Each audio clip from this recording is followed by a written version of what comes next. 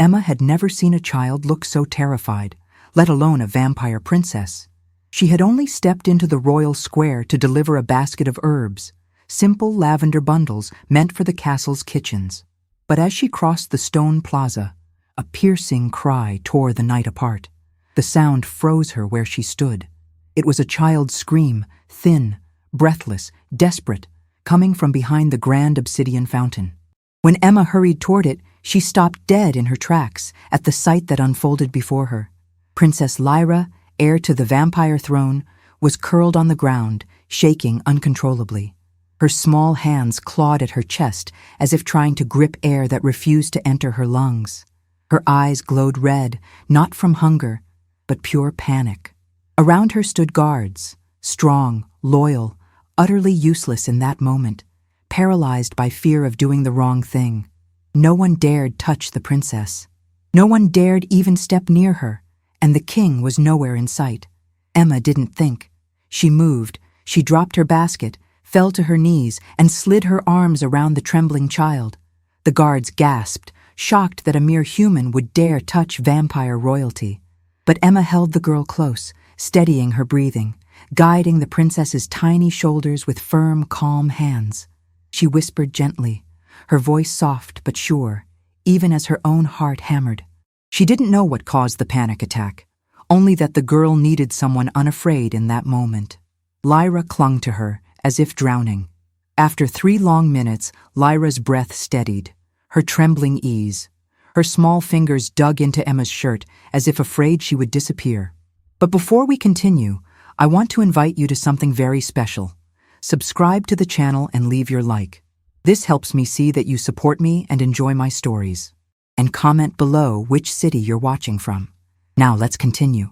When Emma finally lifted her gaze, she realized every guard was staring, not with hostility, though some looked seconds away from fainting, but with something closer to disbelief. No human had ever touched a vampire princess during an episode like that, and none had survived it before. Yet there Emma knelt, breathing steadily, holding Lyra as if she were her own daughter.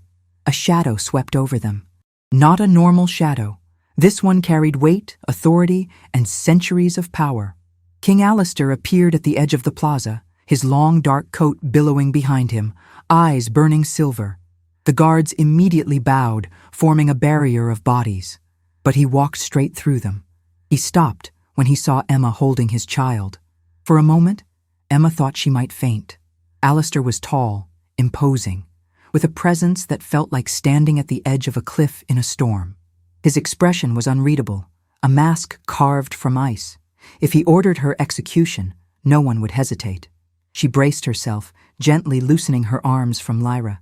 But the princess only held her tighter. "Papa," she whispered weakly, "don't take her away." The king's gaze flicked from his daughter to Emma. His eyes softened, barely, but enough to crack the cold armor he wore. He crouched beside them, moving with unexpected tenderness. His voice, when it came, was low and controlled. "What did you do?" he asked Emma, not accusing, simply trying to understand. Emma swallowed hard. I just helped her breathe." He stared at her for a long moment. Emma expected outrage or royal fury, or at the very least, formal reprimand. Instead, Alistair reached out, placing his hand on Lyra's back, steadying her. "Tell me," he said quietly, "how you knew what to do."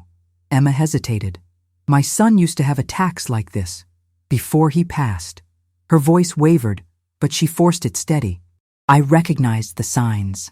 The king froze, not physically, but emotionally. Something ancient and guarded flickered in his eyes. Loss recognized loss. Pain recognized pain. He understood that language too well. Lyra lifted her head, her voice still a trembling whisper. "I couldn't breathe, Papa. Everything hurt, but she made it stop. She made it better." Alistair exhaled slowly, the weight of centuries settling in his shoulders. He nodded once, a gesture small but meaningful. "Thank you," he said to Emma. 2 words that sounded as if he had not spoken them to a stranger in decades.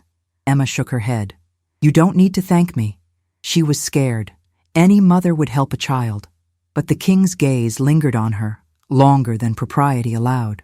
Something unreadable flickered in his eyes. Distrust, curiosity, respect, all at once. He stood, then extended a hand, not to take Lyra from her, but to help Emma rise. Even the guards blinked in surprise. No vampire king had offered a human his hand in public since the old treaties were signed. Emma hesitated, then accepted it. His touch was cold, centuries-old cold, but steady. When she stood, Lyra clung to her side, refusing to let go. Alistair noticed. "Lyra," he murmured gently, "Emma needs to return home." "No," Lyra said, shaking her head fiercely. "She stays, please." Emma felt the girl's fear cling to her like frost. She met the king's eyes, unsure of what to do. Alistair looked at her for a long moment, then sighed, not in annoyance, but surrender. "It seems my daughter has made her choice." He turned to Emma, his voice steady and formal again, but a trace softer. "I owe you a debt, and debts in my kingdom are taken seriously." Emma shook her head. "I didn't do anything expecting payment." Alistair's voice deepened. "I am the king, and I say you did." His tone carried no threat, only truth. "Come to the castle tomorrow," he added. "There is something we must discuss." Emma stiffened. "Your Majesty, I'm just a delivery worker. I don't belong in a castle." Lyra tugged her hand gently. "Please come, please." Emma looked into those small, fragile eyes and felt her heart move. She nodded. "I'll come." Alistair held her gaze for one last moment, a silent acknowledgement of something new forming, something unexpected. Then he said, "Good." And the night, still trembling from what had happened, shifted around them, as if destiny itself had taken a step forward. Emma barely slept. Every time she closed her eyes, she saw Lyra's terrified face pressed against her chest, felt the girl's tiny fingers gripping her shirt, heard the trembling breath that slowly steadied under her guidance. And above all, she saw the vampire king's eyes, cold, ancient, unreadable, softening for a single moment as he looked at her. She had never been looked at like that before, not even by her late husband. It was a look that pierced through grief and years of struggle, something she didn't quite understand and wasn't sure she should. By dawn, Emma was dressed and pacing her kitchen, rehearsing what she would say at the castle, yet knowing nothing she practiced would matter. The path to the castle twisted through Ravenhold's towering cliffs, where mist curled around stone walls like living ghosts. Emma felt small beneath the enormous iron gates, dwarfed by the statues of old vampire rulers carved above. 2 guards in silver armor stood waiting for her. They didn't bow, but they didn't glare either. They simply stepped aside in silent acknowledgement. When she walked through the gates, the scent of old cedar, cold stone, and something metallic filled the air. It reminded her of night rain hitting copper roofs back home. A shiver ran through her spine, but she kept walking, hands steady even as her heart pounded. The castle, despite its intimidating size, felt strangely alive. The low hum of magic in the walls, the echo of unseen footsteps, the whisper of wind through stained glass windows shaped like wings. A servant led her through corridors lit by floating orbs of white fire. Emma forced herself to look calm, though her pulse betrayed her. When they reached the royal hall, the servant bowed and stepped back. Emma took one breath before entering. The hall was vast, but not cold. Velvet drapes softened the walls, and a long carpet of deep crimson stretched to the throne. There, King Alistair stood, not sitting, not towering, simply waiting. He wasn't surrounded by advisors or guards. He dismissed the room to speak to her alone. Emma felt the weight of the moment press against her lungs, but she held her ground. Alistair's silver eyes studied her with a strange mixture of curiosity and something else, something softer than his reputation allowed. "Emma," he said, her name rolling from his voice with unexpected gentleness. "You came." She nodded. "You asked me to." He motioned for her to step closer, and she obeyed, her boots brushing lightly over the carpet. When she reached the foot of the throne, he didn't sit. He moved down the steps, closing the distance between them until she could sense the cold aura of his immortal presence. It didn't frighten her like she thought it would. Instead, it felt steady, controlled, anchored. "I brought you here not because of etiquette," he said quietly, but because my daughter hasn't slept without crying since her mother died. Last night was her worst episode. Nothing the healers did worked. Nothing I did worked. His voice broke for the briefest moment, barely audible. Emma recognized the fracture of responsibility in a parent's heart. And you, he continued, held her for 3 minutes, and she breathed. Emma swallowed, unsure how to respond. Sometimes what a child needs isn't magic, she said softly. Sometimes they just need to feel safe. Alistair's gaze deepened. You made her feel safe. Just then, footsteps echoed from the corridor. Lyra came running into the hall, her small shoes tapping against the marble. She paused when she saw Emma, her eyes lighting up like lanterns after a storm. Without hesitation, she ran across the hall and threw her arms around Emma's waist. Emma instinctively bent down and hugged her back, feeling the girl's cold cheek against her shoulder. Alistair watched them, something heavy shifting behind his calm exterior. For the first time in years, he looked less like a king and more like a father trying to understand the impossible. Lyra leaned back and grabbed Emma's hand. I showed Papa the drawing I made of you, she said proudly. Emma blinked. A drawing? Of me? Lyra nodded eagerly. Because you saved me. You made my chest stop hurting. Emma's throat tightened. She brushed a strand of hair from the girl's forehead, surprised by how natural it felt. Alistair stepped forward. That is why I summoned you. His voice returned to its formal tone, but something warmer lingered in it. I want you to stay in the castle. Emma's breath caught. Stay? I have work. I have a life outside these walls. I am not asking you to abandon your life, he said. I am asking you to help mine. Lyra squeezed Emma's fingers. Please, I don't want to be scared again. Emma's heart twisted. She looked at Alistair. You want me to be her caretaker? He shook his head. Not a caretaker, a stabilizing presence. Someone she trusts. Someone who can calm the storms that the rest of us cannot. Emma felt the weight of the offer settle inside her chest. I'm not trained for this. I'm not noble. I do not need a noble, Alistair interrupted gently. I need someone who sees my daughter as a child, not a symbol. Emma exhaled slowly, torn between fear and the undeniable pull in her chest. What exactly are you offering? The king hesitated, a rare hesitation from a man who commanded kingdoms. A place in the castle, a room near Lyra's, access to everything you need, and a salary large enough that you will never struggle again. Emma's heart lurched. She hadn't heard the word stability in years. Lyra tugged her hand again, eyes hopeful. Emma looked at her, then at Alistair, then back at the girl whose life she changed by instinct alone. Something inside her whispered that the door in front of her wasn't just opportunity. It was destiny pulling her forward. All right, Emma finally said, her voice trembling, not with fear, but with the weight of a new beginning. I'll stay. Lyra threw her arms around her again, relieved. Alistair breathed deeply, as if a long-held tension eased inside him. Then welcome to Ravenhold Castle, he said. His voice was formal, but his eyes held something profoundly human. Gratitude, hope, and a faint spark of something Emma didn't dare name. And as the doors closed behind them, Emma felt her old life fade, not painfully, not abruptly, but like a shadow giving way to dawn. Emma's new room was nothing like the cramped apartment she had left behind. The walls were draped in deep blue fabric that softened the stone, and a large window overlooked the misty cliffs of Ravenhold.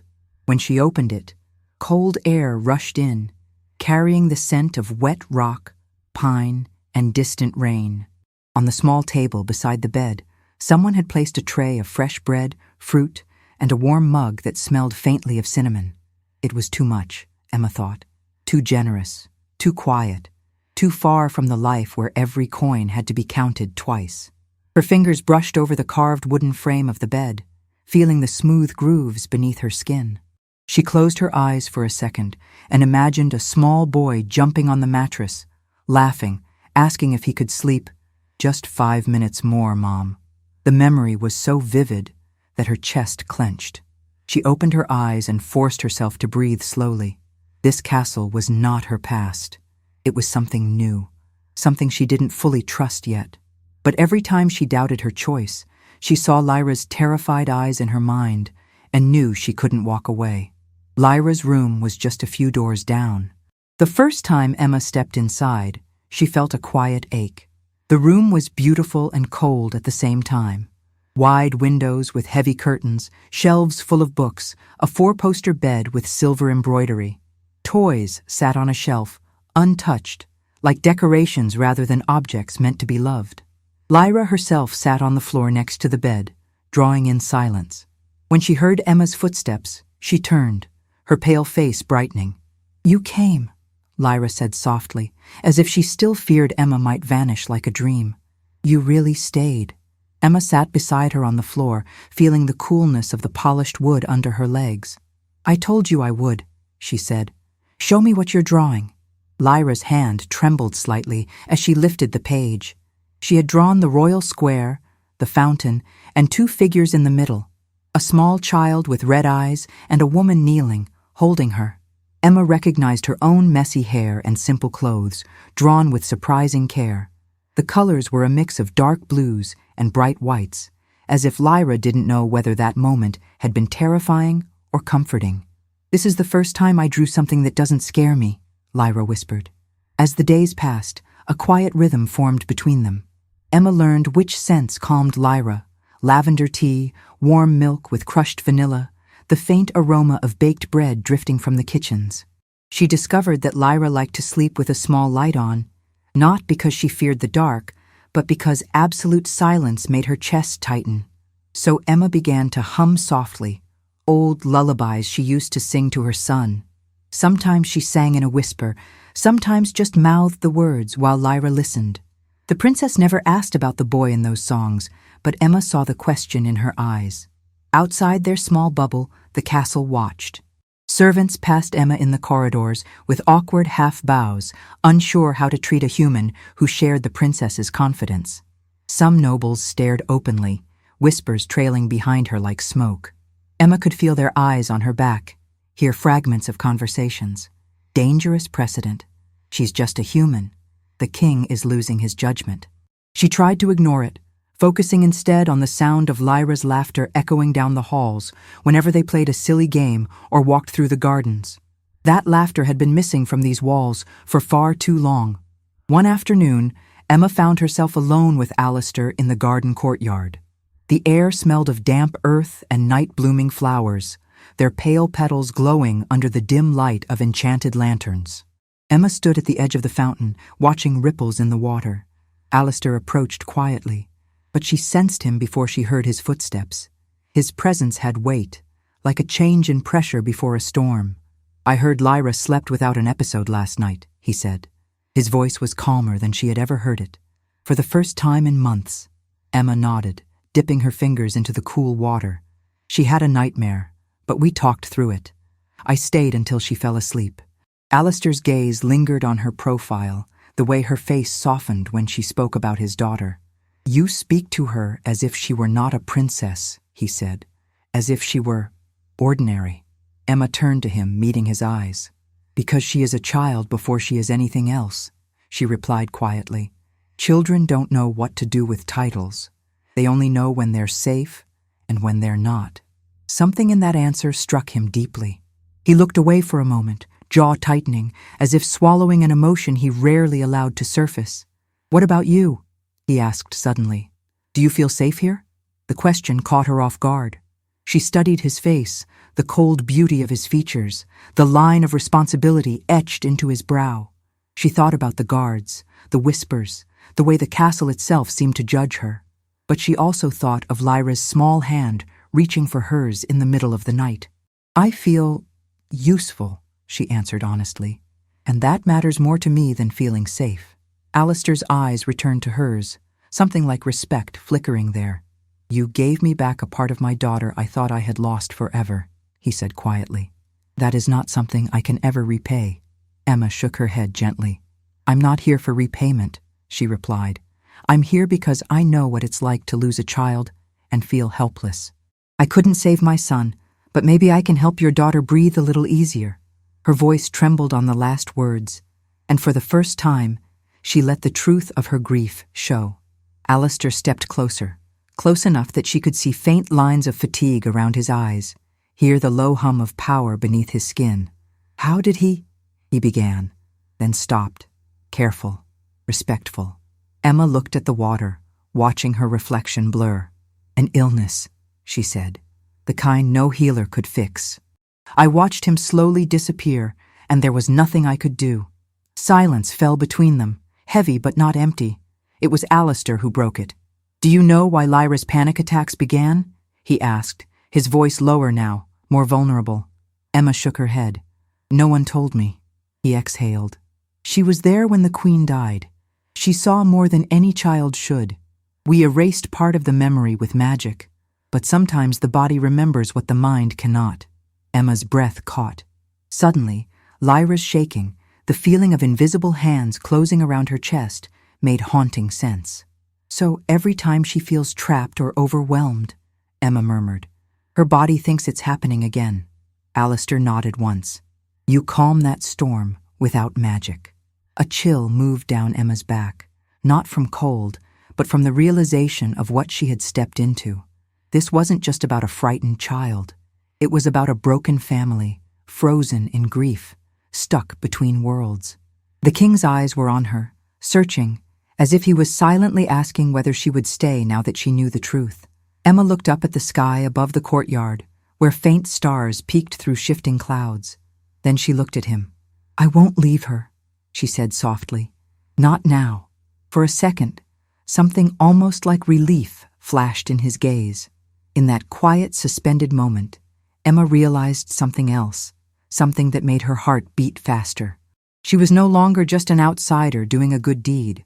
Without meaning to, she had become the bridge between a grieving king and a terrified princess trapped in memories she couldn't name.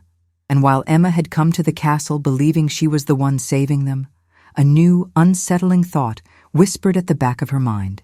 Maybe they were about to save her too, in ways she never expected. The first true test came sooner than Emma expected. It happened on a night when the castle air felt heavier than usual, as if the ancient stones sensed something shifting inside them. Emma was walking Lyra back to her room after reading her a bedtime story. The girl held her hand tightly, her steps light, but her eyes a bit distant, as though her mind hovered between safety and fear. Emma squeezed her fingers gently. "You're tired," she said. "You'll feel better once you sleep." Lyra nodded, though the tension in her shoulders didn't ease. When they reached her door, she paused instead of entering. "Emma," she whispered, "can you stay for a little while?" Emma smiled softly. "Of course." She followed Lyra inside and sat on the edge of the bed. The fire crackled quietly in the corner, casting long shadows across the walls. Lyra slid under the blankets, clutching her small pillow. Emma hummed a soft melody, the same one she used for her son years ago. The sound filled the room like warm light, making the shadows seem less threatening. Lyra slowly drifted toward sleep, her breath becoming steady. For a moment, Emma thought the night would be peaceful. But peace in Ravenhold Castle rarely lasted long. A sudden thunderclap shook the windows. Lyra jolted awake, her chest rising sharply. Emma reached for her immediately. "It's just a storm," she said softly. But Lyra's eyes filled with terror, pure, choking fear, not of sound, but of memory. Her small hands grabbed fistfuls of the blanket. No, it's happening again," she gasped. "Emma, don't let it happen again." Emma held her, rubbing her back, whispering calming words. But Lyra's breaths grew rapid and uneven. Her eyes glazed over, as if something inside her was pulling her backward in time. Emma recognized the signs instantly. Panic attack. Severe. She steadied the girl's shoulders, guiding Lyra's breaths with her own. Just as Lyra began to calm, the door burst open. Alistair entered with a swirl of shadows, power radiating from him like cold fire. His eyes widened when he saw Lyra's state, then flicked to Emma, relief mixed with desperation. "Is it happening again?" he asked, voice tense. Emma nodded. "It's the storm. It triggered her memory." Alistair approached but stopped short, unsure whether to interfere. Emma saw it in his face, the fear of making things worse. "Let me help her," she said gently. "Sit beside us. She needs to feel you here." He obeyed without hesitation. The king sat on Lyra's other side, his presence powerful but painfully fragile in that moment. Emma continued guiding the girl's breathing. Slow inhale, slow exhale. Her voice soft, steady, unwavering. "You're safe. You're here with us," she whispered. "Nothing can hurt you." Lyra's fingers reached blindly until they found Emma's hand. Her other hand clutched her father's sleeve. Between them, Emma felt the tremble in the king's arm, an ancient creature trembling like any parent would. After several minutes, Lyra's breath steadied. She blinked, her red eyes clearing. The panic faded. She let out a small whimper and pressed herself against Emma's side. Emma held her without thinking, cradling the girl's head against her shoulder. Alistair watched them in silence, a quiet storm of emotion crossing his features. When Lyra finally drifted into sleep, Emma gently laid her down and pulled the covers up to her chin. She rose slowly, but when she turned toward the door, she found Alistair blocking her path, though not in an imposing way. He looked lost. "Emma," he said, his voice low but steady. "I need to understand something." She waited. His eyes searched hers, silver and fragile in the dim firelight. "How are you able to calm her when even magic fails?" he asked. "What are you doing that we cannot?" Emma swallowed, choosing her words carefully. "I'm not doing anything special," she said softly. "I'm not fighting her fear. I'm just staying with her inside it." Alistair stepped closer. "Explain." Emma held his gaze. "Everyone here treats her like a princess, like a symbol, like something that must be protected at all costs. But she doesn't need protection in those moments. She needs someone who sees her, someone who isn't afraid of her fear." Alistair's breath hitched, a small involuntary reaction. His eyes softened in a way Emma had never seen before. "You are not afraid of her," he murmured, "or of this castle, or of me." Emma stiffened slightly, caught off guard by the weight in his voice. "Fear and respect are not the same," she replied quietly. "And I respect you, but I won't fear you." Their eyes held for several seconds, a silent exchange that neither fully understood yet. The fire crackled. Thunder rolled outside. Lyra slept peacefully behind them, her breathing even. Alistair exhaled slowly, as if releasing years of tension. "Emma," he said, softer than before, "my daughter has not slept through a panic episode in years. Tonight she did. Because of you." Emma shook her head gently. "Because she trusts me. That's all." He stepped closer still, close enough that Emma could sense the cold energy radiating from him, a strange comfort she hadn't expected. "Trust is not all," he said quietly. "In my world, trust is everything." Emma felt her chest tighten, not from fear but from something deeper, something she did not want to name yet. She looked away, needing a breath. "I should let you both rest," she murmured. Alistair nodded, though reluctance flickered across his face. "Emma," he said before she could step past him. "Thank you." She turned back. "You've said that before." "Not like this," he replied. The vulnerability in his voice was almost invisible, but Emma heard it, and it shook something inside her. She nodded once and slipped out of the room. The corridor was silent, except for the faint echo of her footsteps. But halfway to her own room, she stopped, leaned against the wall, closed her eyes. She had told herself she came here to help a frightened child, to be useful, to find purpose. But the truth, soft, unwelcome, undeniable, rose inside her like a whisper she couldn't silence.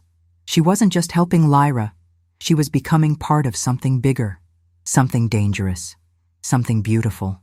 And for the first time since her son died, Emma was afraid of losing something again. Not because she didn't belong here, but because she was starting to. The morning after Lyra's episode, the castle felt different, softer, quieter. Servants moved with a strange gentleness in the halls, and even the guards seemed less rigid, less made of ice. Word had spread. Emma could feel it in every lingering gaze, every half-whisper cut short when she passed. Something had shifted in Ravenhold, something the castle itself acknowledged. But Emma didn't think of any of that while she braided Lyra's hair, sitting on the princess's bed while the sunlight filtered through tall windows. Lyra watched her reflection in a hand mirror, cheeks slightly flushed. "Emma," she said softly, "last night, I wasn't scared when you were there." Emma's heart warmed. "That's what I'm here for," she said gently, "to help when things get hard." After breakfast, Emma and Lyra walked through the gardens again. The storm had washed the sky clean, leaving it crisp and blue. Dew clung to the grass, soaking the hem of Emma's skirt as they wandered under archways of climbing roses. Lyra skipped ahead, her laughter echoing against the stone walls. Emma watched her carefully, memorizing the brightness in her eyes. It felt fragile, like the aftermath of a long winter thaw. The girl stopped suddenly and picked up a fallen flower. "For you," she said, handing it to Emma with small, cold fingers. Emma tucked the flower behind her ear, smiling. "Thank you, sweetheart." Lyra beamed. Their walk continued until a guard approached, stopping several feet away as protocol demanded. "Miss Emma," he said, bowing his head, "His Majesty requests your presence in the council chamber." Emma blinked. "Now?" The guard nodded. "At once." Lyra immediately grabbed Emma's hand with both of hers. "I want to go too," she said, her voice small. The guard hesitated. Emma knelt to Lyra's level. "Stay in the garden with your nurse," she said softly. "It's just a talk. I'll be back before you notice I'm gone." Lyra's eyes shimmered with worry, but she nodded. Emma kissed her forehead, stood, and followed the guard. The council chamber was far more intimidating than Emma expected. A long table of dark wood stretched across the room, surrounded by nobles dressed in midnight colors. Their eyes tracked her every step, curiosity and suspicion battling behind thin, polite masks. At the head of the table stood Alistair. He didn't sit, he waited. The moment their eyes met, the tension in the room shifted. Emma felt it, like a cold wind holding its breath. Alistair gestured for her to come closer. She did, keeping her hands clasped behind her back to hide her nerves. One of the nobles cleared his throat. "Your Majesty," he began, "we were under the impression this meeting concerned Lyra's well-being, matters of state, not—" His gaze slid to Emma as though she were a stain on the tablecloth. "Commoners." Emma stiffened, but Alistair's expression turned sharp. "Miss Emma is here because she is the only reason my daughter slept through the night," he said, voice cold enough to silence the room instantly. "If you value Lyra's well-being, you will value the people who aid her." The noble paled. Emma forced herself to breathe. Alistair stepped beside her, close enough that she felt the faint chill radiating from him. "I summoned you," he said quietly, "to inform the council of a decision I have already made." He turned his gaze to the room. "Emma will remain in the castle indefinitely. She is to have unrestricted access to my daughter and any resources needed to ensure her recovery." A ripple of shock moved through the nobles. Murmurs rose like restless waves. "A human?" someone whispered. "Unrestricted access to the royal heir? This is madness." Emma swallowed hard. She hadn't expected this. Not so soon. Not so publicly. One noblewoman stood, her tone sharp as glass. "Your Majesty, this woman may have soothed the child once, but granting a human such authority—" Alistair cut her off with a single look. "Authority?" he echoed. "No, she is not here to command. She is here because Lyra trusts her." The noblewoman pressed her lips together, but her eyes narrowed at Emma. Another man spoke. "And what of the girl's mother? Respect for the late queen demands—" "Respect for the queen," Alistair interrupted again, "demands ensuring her daughter can breathe without fear." His voice dropped lower. "Emma helps her breathe." The chamber fell silent. Alistair turned to Emma. "Do you have anything to say?" Her throat tightened. Every pair of eyes in the room bore into her. She could have stepped back, bowed, apologized for her presence. Instead, she lifted her chin. "I didn't come here to take anything from anyone," she said quietly. "I only want to help Lyra. I know fear like hers. I've lived it. And if you want what's best for her, then let me do what I came to do." Her voice trembled slightly at the end, but not from weakness, from truth. A long, tense moment passed. Then Alistair spoke, his voice carrying the weight of a king. "The decision is made." No one argued again. When the council was dismissed, Emma turned to leave, but Alistair reached out, just lightly, touching her wrist. She froze. His fingertips were cold, but the touch itself felt strangely warm. "Emma," he said softly, so only she could hear, "you spoke with courage. Few humans would stand in a room like this." She met his gaze, breath catching. "I didn't feel brave," she admitted. "I felt watched." Alistair's lips curved in something almost like a smile. "You were watched. But you were not alone." Something in his tone, gentle, protective, sent a shiver down her spine. As they walked out of the chamber, he escorted her himself. The halls were quiet, their footsteps echoing side by side. Emma noticed the subtle tension in his shoulders. "You didn't have to defend me like that," she said softly. "I did," he replied without hesitation. "Lyra needs you. And—" he paused, searching for the right words. "I trust you." Emma stopped walking.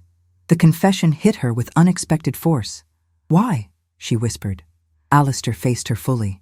His eyes were softer than she had ever seen, like moonlight reflecting on still water. "Because when you look at my daughter," he said, "you don't see a princess, you see a child. And when you look at me," his voice faltered slightly, "you don't flinch." Emma felt her pulse rise, sharp and warm. She didn't know what to say. She didn't know if she could say anything at all. But then Lyra's laughter echoed from the courtyard, and the moment faded into something unspoken yet solid between them. Before we continue, tell me in the comments what you think of this story so far and what you would do in her place. Don't leave the video, because what comes next will give you chills. Emma never forgot the look Alistair gave her in the council chamber, quiet, restrained, but carrying a weight she didn't dare interpret. That night, as she walked back to her room, his words turned over in her mind like stones. "I trust you." No one had said that to her since her son died.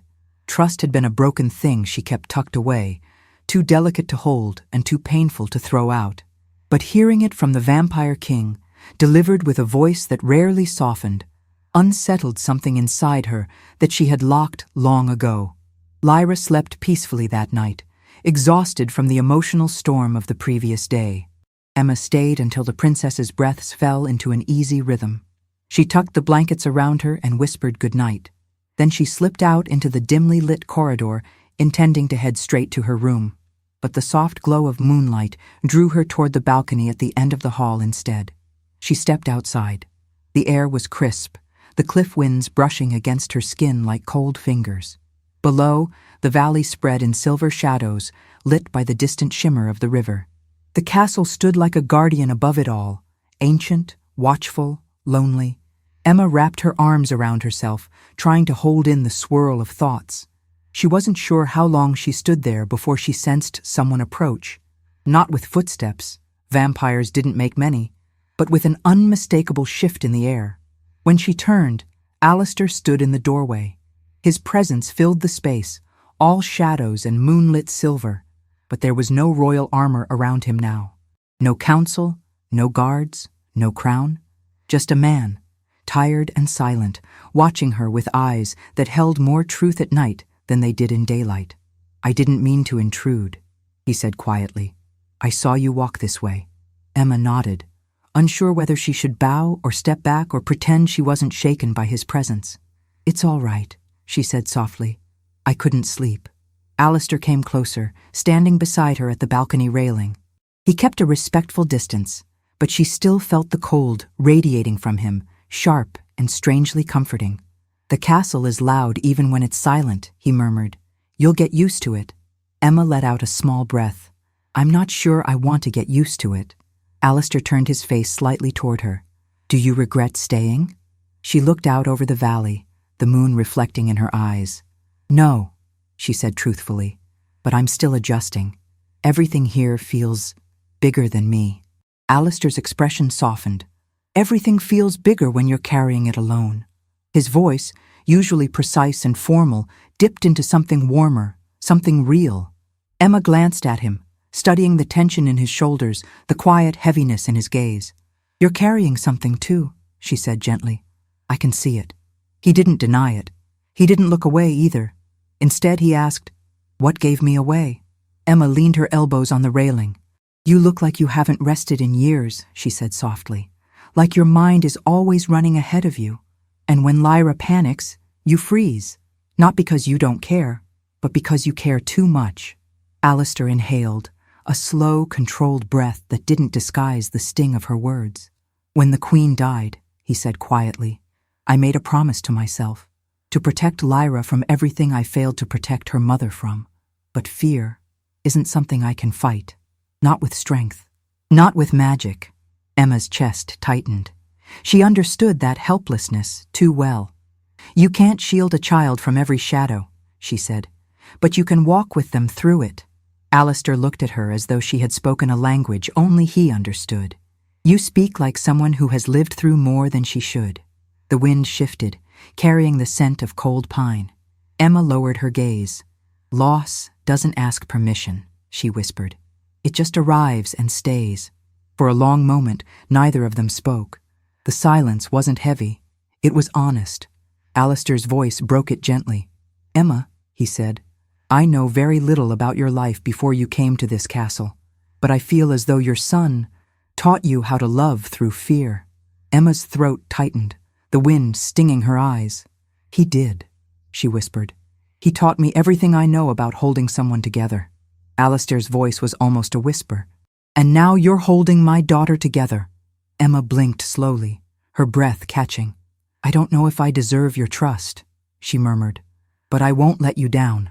Alistair turned fully toward her now, closer than he had ever stood before.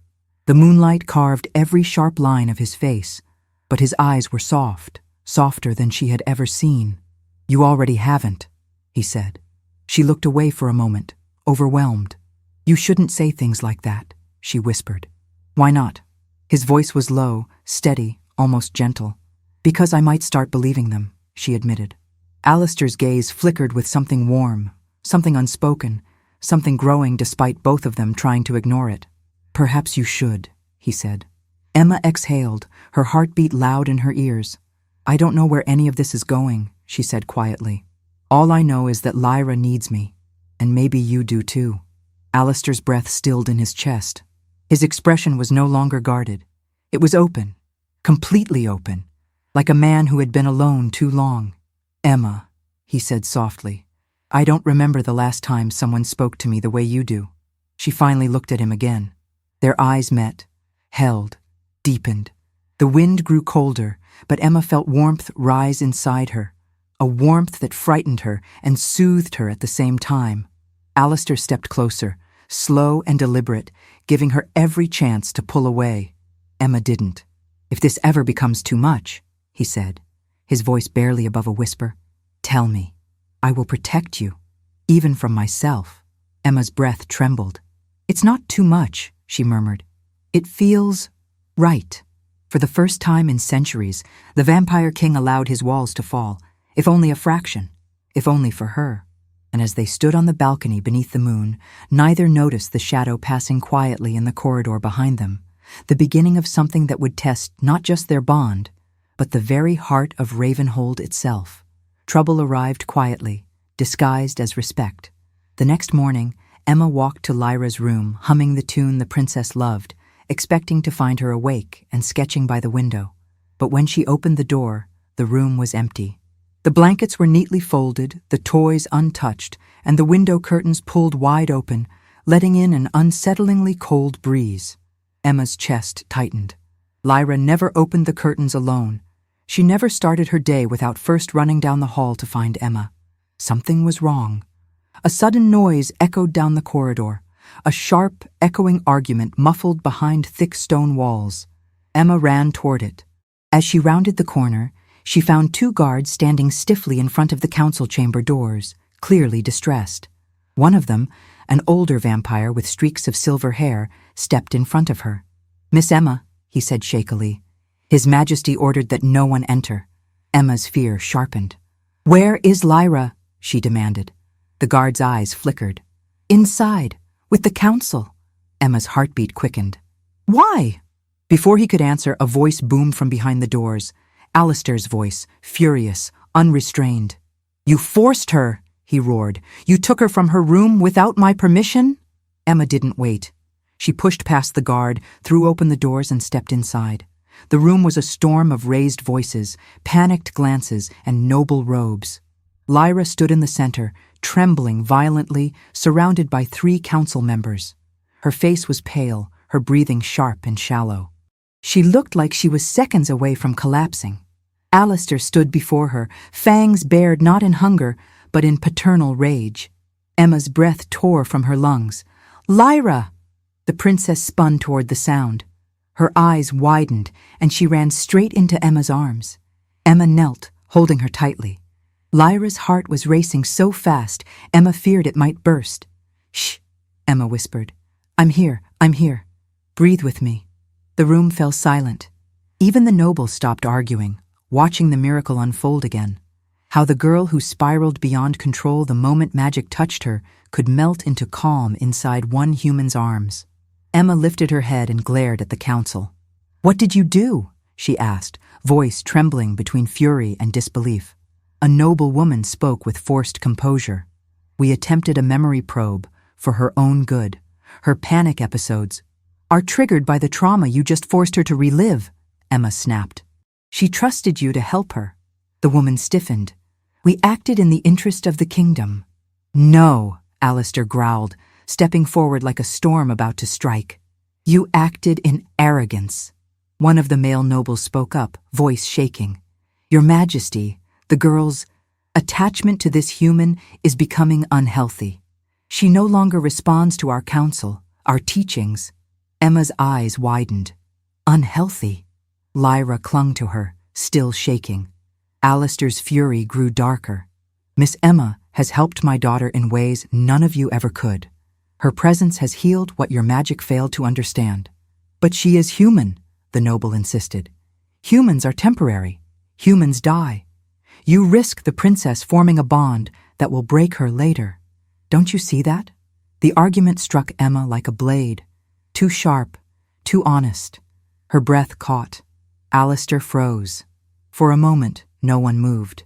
Then Lyra whispered, voice cracking, "Emma won't leave. You won't leave me, right?" Emma's heart twisted painfully. She swallowed. "Sweetheart." But before she could answer, Alistair stepped forward.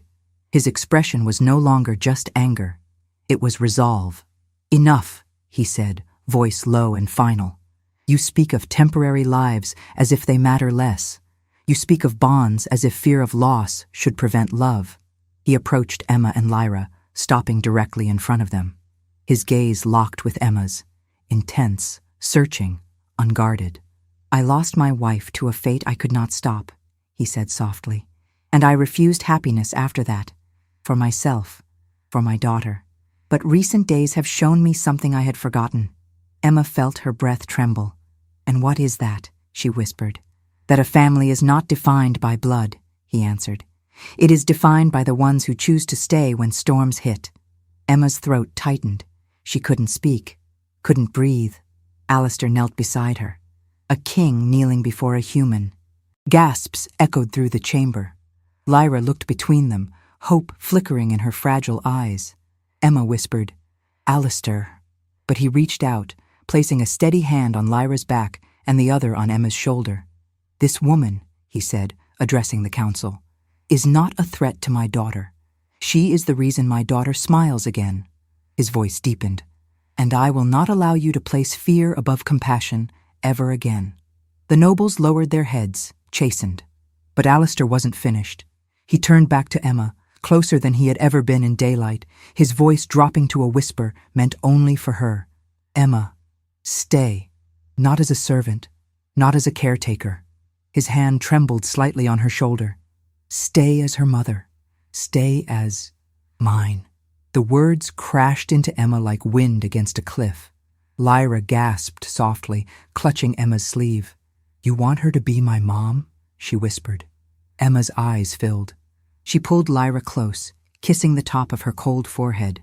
"I already feel like I am," she whispered, voice breaking with love she hadn't expected to find again. Alistair searched her eyes, waiting, hoping, terrified in a way only a father could be. Emma lifted her free hand and placed it gently over his. His cold skin warmed beneath her touch. "Yes," she said, "I'll stay, as her mother, and..." Her voice softened into something that felt like a new beginning. "As yours." Lyra sobbed with relief and threw her arms around both of them. Alistair closed his eyes, exhaling a breath that sounded centuries old. Emma felt the weight of her past lift just enough for something new, something brighter, to grow in its place. The room was silent, stunned, reverent, as the king rose and placed his arm around Emma and Lyra together. For the first time, they looked like a family.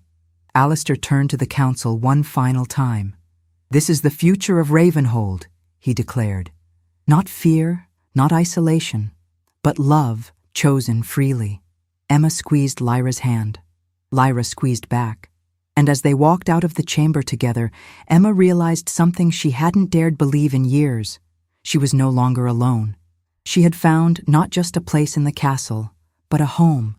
And in that home, she had found a daughter, and a man who had chosen her not because tradition demanded it, but because his heart did.